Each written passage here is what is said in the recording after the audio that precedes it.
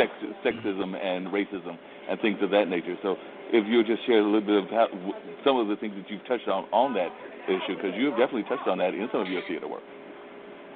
Absolutely. I run a theater company with my mother and my family called Mojoa Performing Arts Company, Mojoaa, and it stands for Monet, Jordan, Aaron, me and my brother's name smashed together. And we have done work around like domestic violence and thinking about domestic violence, especially through Black communities and like the specificity of those experiences.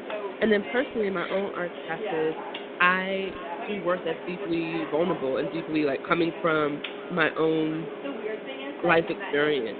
And again, like because of my identity and the intersections of those identities, I can't talk about my life without talking about what it means to be a Black girl, what it means to be a queer Black woman. So inevitably, me telling my truth is going to bring up themes of gender and sexuality and racism and sexism, because like those are the things that I experience in my day-to-day.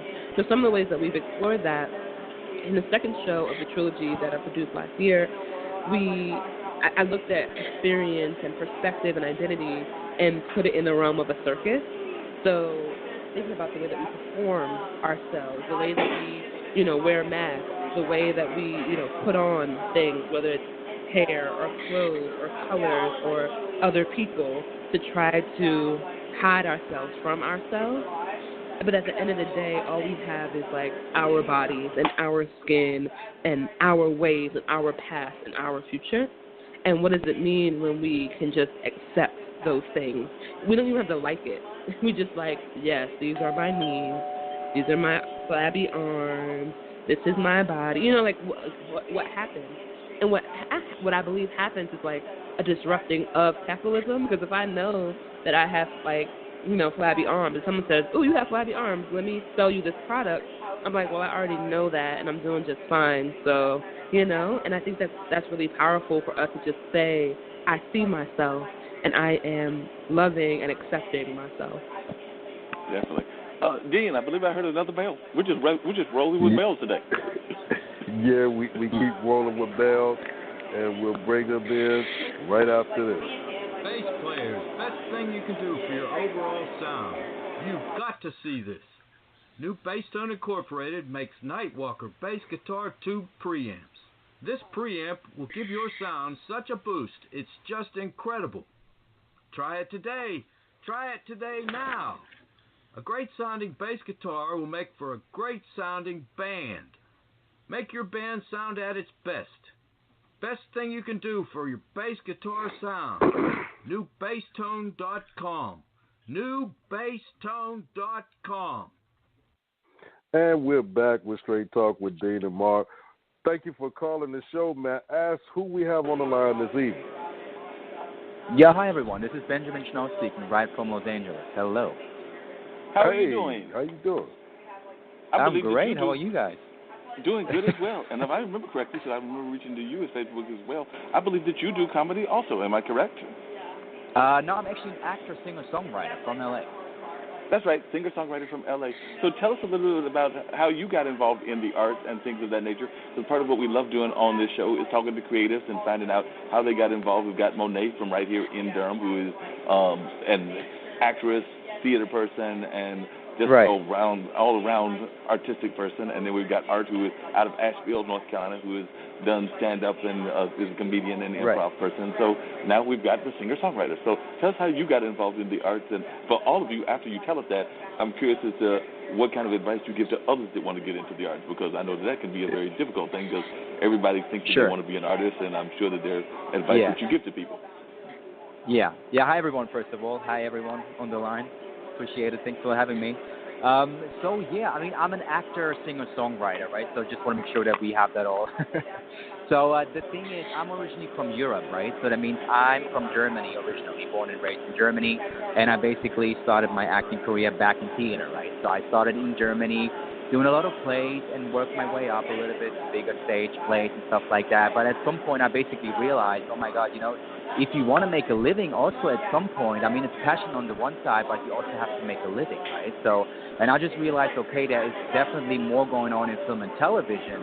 And that was basically the time for me to leave Germany and also move to the UK. So I lived in London for 4 years. And the industry outside of Germany, especially in the UK and also now in the US, it's much bigger than in Germany, right? So there's a lot more opportunities. And after 4 years in London, after doing like a lot of commercials and feature films and stuff like that, I just decided to give it a shot in Los Angeles. Because, you know, at some point, especially us Europeans, I don't know how familiar you are with that, but we always have this kind of desire, especially in the art, to come to LA and make it happen. So, and now I'm here, right? So I'm the German guy in LA, you know, trying to make it work. And that's what I'm basically doing for the last 2 years, right? And I'm always saying, like, if someone has the passion and really the desire to make it in art, you basically just have to give it a shot. But I'm always believing that you have to be prepared for it. So you can't just come to LA and just think it's just going to happen. I think you have to have kind of an idea of who you are and what your skill set is, and then basically come here and work really hard on that. And also persistency is one of my main things that I'm believing in, right? If you have the discipline, the talent, and the persistency, I believe you can make something work in this town, right? Just to sum it all up. So that's basically about me, right? So. Okay, and just out of curiosity, because I'm just wondering how you would address this. I know one of the things that people have said, and it was definitely popular during the Harlem Renaissance, and I think it's even popular now, is that a lot of times people feel that the arts, even though you're right, a lot of people from Europe and Asia want to come here and become successful in the U.S., but a lot of times people feel that the arts gets more respect in the other countries. You came from one of those other countries, and I was wondering if you would agree with that, because I know that even here, and Monet, have you ever traveled outside of the country? Because I was wondering if you would agree with that as well, if you have, and Art, if you've traveled outside of the country. But I know that is something I've heard historically, is that a lot of times people feel that the arts gets more respect outside of the U.S., even though the U.S. is where the arts is supposed to be king in terms of, like, the more global popularity. Yeah. Do you want me to start, or Monet, you want to go first? Yeah, you start. Okay, sure. Okay. Thank you. I have. Yeah, go ahead, Monet. I'm sorry. I have traveled outside the country, but I was much younger. Before I was like a quote unquote professional artist. But even in the way that the funding mechanism of art in the UK and Europe, and even in Mexico has a better funding mechanism for art nationally than we do in America. So if we just looked at where we put our money, art and culture is not king in America in comparison. Yeah. I mean, that's a very interesting point, and I thank you for asking that question, by the way. I think that's a very interesting question because, you know, coming from Europe, like when it comes to German film industry, when it comes to the French film industry, I feel like the stories that we Europeans create are more kind of these kind of relationship-driven stories. You know what I mean? So I mean, for us, we're not really focusing on, let's say, the big action movies or the big science fiction movies and stuff like that. So for us, it's more about the kind of, as I said, relationship-driven stories, more about the art and how we're going to shoot it and what real kind of meaning we have behind that. I think that's where the focus is. But when it comes to also the business side of things, you know, because at the end of the day, it sounds maybe bad to some people, but it's also a business at the end of the day. I definitely feel that the U.S.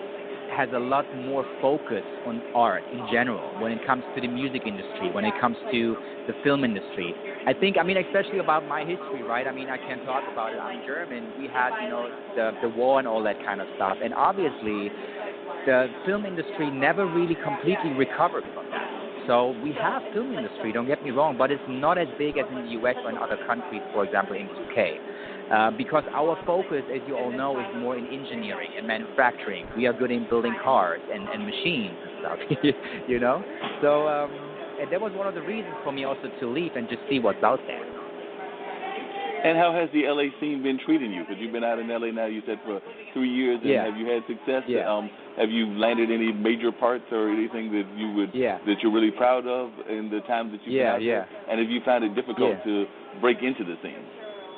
Yeah, that's a very good question. I mean, it's really like when I'm German, right? So I mean, how are the Germans? We always have a plan, or we think we have a plan, you know, and we come to LA and we think, okay, our plan is going to work. But seriously, guys, after a couple of weeks, I just realized, oh my God, it's very unpredictable in LA, right? It's very unpredictable. You never know what's going to happen. You can just meet someone in Starbucks and out of a sudden he's one of the biggest film producers or music producers. And that's really something I feel you have to kind of go with the flow a little bit. I think you still need to know what you're capable of, and I think you also need to embrace that. So, for me, for example, I mean, I'm German, right? I have my German heritage. I speak German, and people tell me that I look German too. So obviously, my focus is also to embrace my German side, because that's my advantage right now. And people tell me that all the time. That Ben, you are German, you speak German, just use it for your advantage right now and make yourself a little different than maybe to other people. And that's really something that took me a while to understand, to be honest. Because at the beginning, we always talk about stereotypes and stuff like that.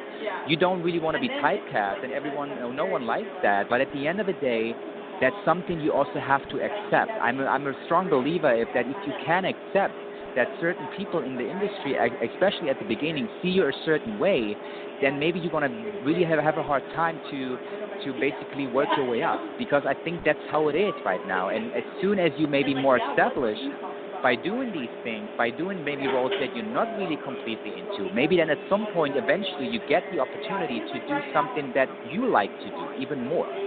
So, and that's definitely something I think you have to understand. And, for me, I was working really hard over the last 2 years, so I was really trying to get in touch with people. There are a lot of networking events in LA, and, you have like all these websites, and most importantly is obviously that you also have to become SAG or SAG eligible, so that you're part of the union, so that you can be cast for bigger movies, for bigger TV shows. And that was basically something that I was able to do last year. So now, ready for pilot season right now, we are always trying to go on the next pilot, and that's basically something which is happening right now for the next 3 months. And now everyone is coming to town, everyone is going crazy and is trying to make it happen.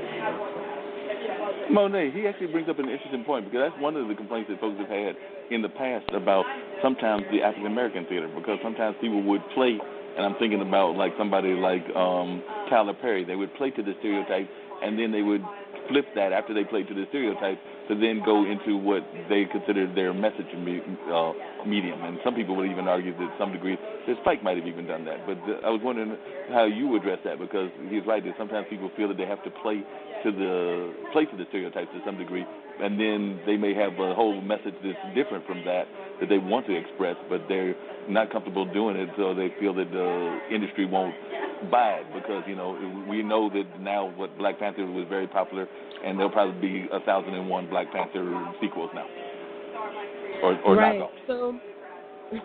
So I think that one, stereotypes are really fascinating to me, because I think they are born out of some truth, and then they are made one-dimensional often, and that's where the problem is. Like people talk about Medea, like someone has a grandma or aunt like Medea. I don't, but someone does, and that is why there is some connection with these characters, because we can sometimes see ourselves in them. I believe in multiplicity, right? I believe that there is room for Tyler Perry and for Spike Lee and for Ava DuVernay and for Issa Rae and for all the other folks, the Barry Jenkins, like all the other folks who are also creating art. And I don't need anyone to stop what they're doing. I just know that I can go and enjoy the art that speaks to me, right? The other thing about not using stereotypes is you have to be really vulnerable about yourself. And sometimes even artists create art, but they're not being honest truly with themselves or with one another or with their art form. So they are trying to, again, because we go back to capitalism, we're trying to make money. We're going to look at, okay, what's selling? Black Panther made $1 billion. Let's make a black superhero movie. And then you're right, we're going to get lots of superhero movies.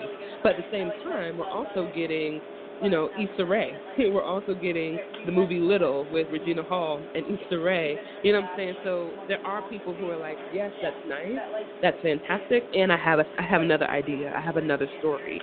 And, another place that black art that isn't being picked up by networks is flourishing is like online. There are a lot of really fantastic black web series that are, all types of stories that would not get picked up by the Netflixes or the Hulus or network television, but they're needed and they're necessary. And so I think if people need to use the stereotypes for their stories, then they can have at it. I may not be the audience for that, and that's okay because there's 7 billion people on the planet, and hopefully they'll find their audience.